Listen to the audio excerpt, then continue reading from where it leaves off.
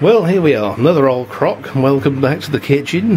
This is a Ferguson Casseiver.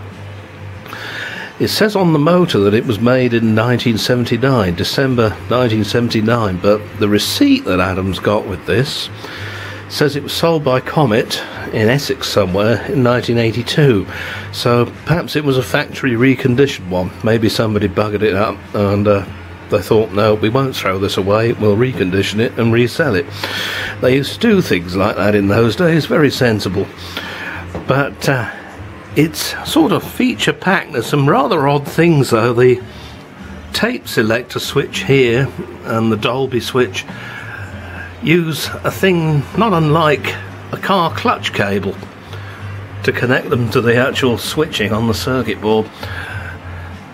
And the mechanism's driven by a flat belt that lurks in there.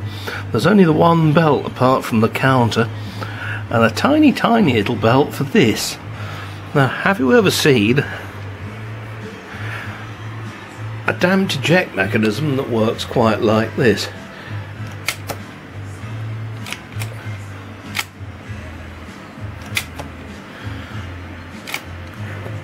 And there's a spring there that returns it back to where it ought to be.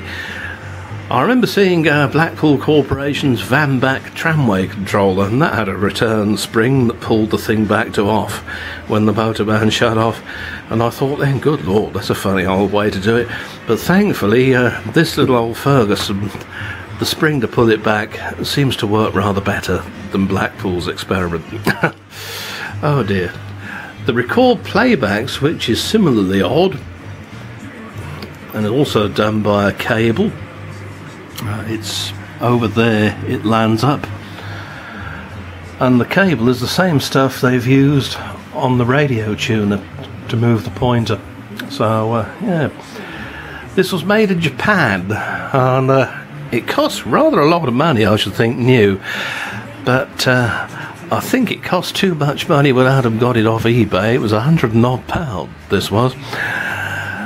The pause button was broken. It's plastic. Part of the linkage had actually snapped. So I've repaired that. It's got a new belt on it. The head, although it looks a bit naff, seems to be working well. So we haven't disturbed that.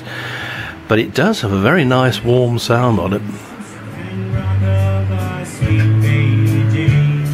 88 to 91 FM, BBC Radio 2.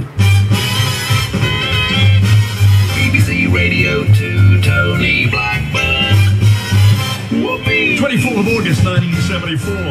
Here come the terrific three and the Big City Rollers. This became their third and fourth consecutive top 10 hits. In 1974 alone, Summer Love Sensation.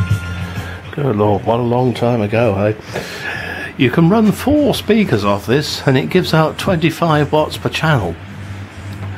So there's a huge heat sink for the amplifier transistors there. Massive transformer.